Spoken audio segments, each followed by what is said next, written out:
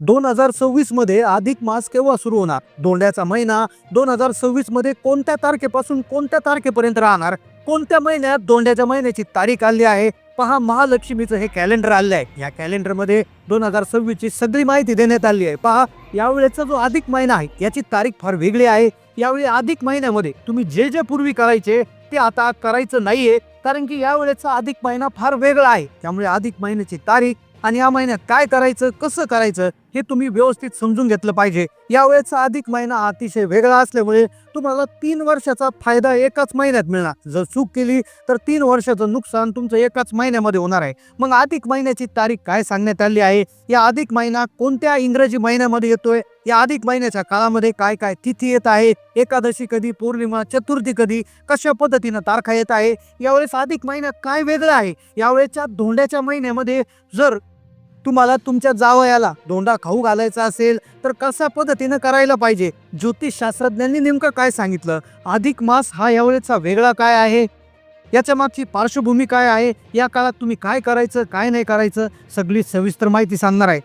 2026चे calendar आता मार्केटमध्ये आले. त्यातल्या त्यात महालक्ष्मीचं कॅलेंडर जे आहे त्यामध्ये अतिशय व्यवस्थितपणे माहिती दिली असते. आता पहा, इंग्रजी कॅलेंडरमध्ये लीप वर्ष आणि हिंदी कॅलेंडरमध्ये अधिक महिने असतात. आता पहा, नेमका अधिक महिना काय असतो? लीप वर्षामध्ये पहा 1 वर्ष वाढतो, तर हिंदी वर्षात अधिक मासामुळे पूर्ण महिना वाढत असतो. आता पहा, तसं पाहायला गेलं तर हे सौर वर्ष आणि चंद्र वर्षामुळे होतं. आता अधिक मास हा आपल्या मराठी कॅलेंडरच्या अतिरिक्त महिन्याचा संदर्भ असतो. तो दर 3 वर्षातून एकदा येतो. आता जसं तुम्हाला माहिती आहे की 3 महिन्यात एकदा अधिक महिना येत असतो, पण यावेळेचा जो अधिक महिना आहे तो अतिशय वेगळा आहे. ज्योतिषशास्त्रात सांगितलं आहे की 9 ग्रह आहे, म्हणजे सूर्य, चंद्र, मंगळ, बुध, गुरु, शुक्र, शनी आणि राहू, केतू हे सगळे ग्रह जे आहेत हे 12 राशींभोवती फिरतात आणि मराठी पंचांगामध्ये सूर्य आणि चंद्राची वेगवेगळ्या आधारे गणना केली जाते. आता पहा, जेव्हा 12 राशींची एक फेरी हा जो चंद्र आहे पूर्ण करतो तेव्हा चंद्राचा 1 महिना असतो.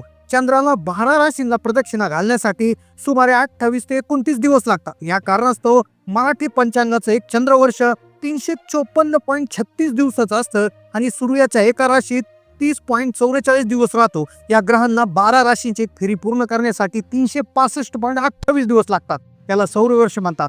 सौरवर्ष आणि चंद्रवर्षात 10.92 दिवसाचा फरक पडतो आणि हाच फरक समायोजित करण्यासाठी प्रत्येक 3 वर्षानंतर म्हणजे 32 वर्ष 16 दिवसांनी एक अधिक मास येत असतो, असं सायंटिफिकली म्हटलं जातं. आता ज्योतिष ग्रंथामध्ये अधिक मास मोजण्यासाठी सोपी पद्धत दिली आहे. ज्योतिषीय गणितानुसार दर 32 महिने आणि 16 दिवसांनी अधिक मास येतो. भगवान विष्णूने या महिन्यात आपलं नाव पुरुषोत्तम दिलं आहे, म्हणून या महिन्याला पुरुषोत्तम महिना असं म्हणतात. विष्णूजी आणि त्यांचे अवतार श्रीकृष्ण, श्रीराम यांनी देखील याच मासात पूजा केली जाते.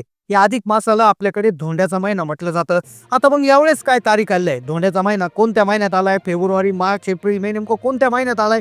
या काळात नेमकं काय करायचं? आता पहा, तारीख सांगण्याआधी महत्वाची माहिती जाणून घ्या. या मासामध्ये यावेळेचा जो अधिक मास आहे, यावेळेचा जो धोंड्याचा महिना आहे, यामध्ये नेमकं काय करायचं? गुंतवणूक करायची की शारीरिक कशा पद्धतीनं, मानसिक कशा पद्धतीनं तुम्हाला हे राहणार आहे? या महिन्यामध्ये कशा पद्धतीनं धार्मिक तिथी, पूजापाठ कशा पद्धतीने करायचे आहेत की ज्यामुळे घरामध्ये सकारात्मक ऊर्जा निर्माण होणार? पहा, यावेळेचा जो महिना आहे तो अतिशय वेगळा आहे, त्यामुळे लक्षपूर्वक इथून पुढे माहिती घ्यायची. आता पहा, अधिक मासामध्ये तुम्ही जो आहार आहे यावेळेस अतिशय वेगळ्या पद्धतीने करायचा आहे. तुम्ही पहा, आहारामध्ये गहू, तांदूळ, मूग, तीळ, वाटाणा, राजगिरा, काकडी, केळी, आवळा, दूध, दही, तूप, आंबा, पिंगळ, जिरे, त्याचबरोबर अशा प्रकारचे पदार्थाचे सेवन करायचे. अधिक मासामध्ये तामसी पदार्थाचे म्हणजे जे उष्ण पदार्थ आहे त्याचं सेवन करू नये. उदाहरणार्थ मांस, मद्य, तांदळाचा कोंडा, उडीद, मोहरी, मसूर, मुळा, कांदा, लसूण, शिळे अन्न आणि मद्यपान या महिन्यात करू नये. या महिना अशुभ असतो. विवाहासाठी, नामकरणासाठी,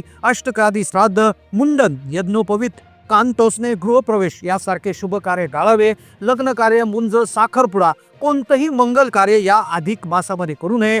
मग आता ही झाली याची माहिती. आता अधिक मास कधीपासून कधीपर्यंत आहे, कोणत्या महिन्यात हा सुरू होतोय? आता तुम्ही कॅलेंडरमध्ये पाहू शकता. प्रत्येक गोष्टीची इथे माहिती देण्यात आली आहे. प्रत्येक तारखांचे वार त्या ठिकाणी देण्यात आले, तिथी देखील देण्यात आले आहे. एक इतिहास असं सांगितलं जातो की विष्णूंनी स्वतःला या महिन्याला पुरुषोत्तम नाव दिलं होतं आणि या नावामध्ये हिरण्यकश्यप आणि त्याचे 12 महिन्याचे वैधान होतं. आता तुम्हाला माहित असेल एक कथा होती पहा हिरण्यकश्यपची. एक राजा हिरण्यकश्यप होता, तपश्चर्या करून त्यानं ब्रह्मदेवाकडून वरदान मिळवलं.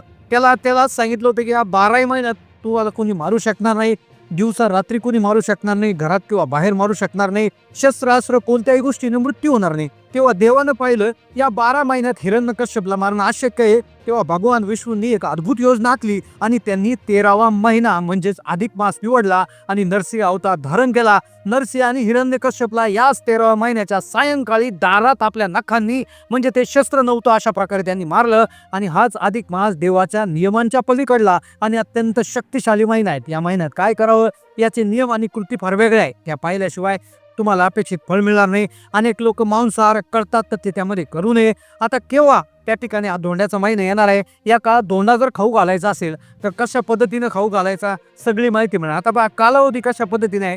अधिक मासाची यावेळेची जी सुरुवात आहे ती मे महिन्यात होते. पहा मे महिना ज्यावेळेस सुरू होतो त्यावेळेस 16 मे 2026 रोजी शनी अमावस्या येत असते आणि शनी अमावस्या त्यानंतर 17 मेला जवळपास 17 मे 2026 पासून अधिक ज्येष्ठ मास आरंभ होत असतो. म्हणजेच अधिक महिना 17 मे 2026 पासून सुरू होतो. अधिक मासाची समाप्ती पहा हा महिना पूर्णपणे जून 15 2026 ला संपत आहे. आता या काळात तुम्ही जर पाहिलं तर गुरुपुष्पामृत योग आहे. या महिन्यातला सर्वात महत्वाचा खरेदीचा आणि शुभ दिवस म्हणजे 21 मे 2026 रोजी या दिवशी गुरुपुष्पामृत योग जुळून येत आहे. या मुहूर्तावर सोने, चांदी किंवा नवीन वस्तूची खरेदी केल्यास त्या संपत्तीत अनेक पटीने वाढ होते. जावयाला चांदीचं वाण देण्यासाठी देखील हा उत्तम मुहूर्त आहे.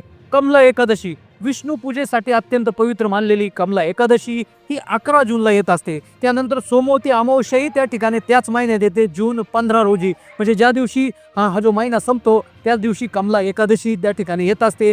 सोमवती अमावस्या त्या ठिकाणी येत असते.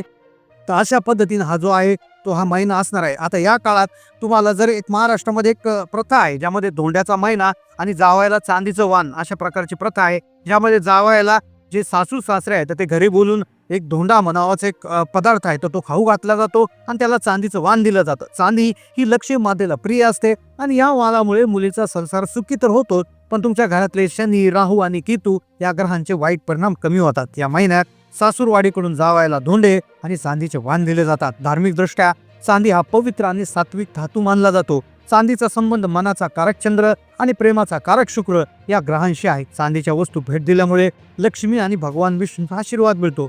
जावयाला वाण म्हणून चांदीचे निरंजन हे अवश्य दिलं पाहिजे. आता येतोय मुख्य भाग. आता सगळ्यात जास्त पुण्यासाठी तुम्ही काही महत्वाच्या गोष्टी याच्यामध्ये पाळल्या पाहिजे. या काळात जो आहार निषिद्ध केलाय तो निषिद्ध केला पाहिजे. या काळात देवधर्माची पूजा व्यवस्थितपणे केली पाहिजे. विशेष काही मंत्रांचं उच्चारण केलं पाहिजे जेणेकरून या काळामध्ये तुम्हाला मोठी फलप्राप्ती होईल. कारण की हा असा महिना आहे की जो 3 वर्षातून एकदा येत असतो. त्यामुळे याचं फळ मिळणारं फळ देखील 3 वर्षात एकदा देणारा असल्यामुळे हा महिना अतिशय महत्त्वाचा आहे. तर ही होती माहिती. कशी वाटली माहिती कमेंट करून कळवा. चॅनलला नवीन असेल तर सबस्क्राईब करा. धन्यवाद.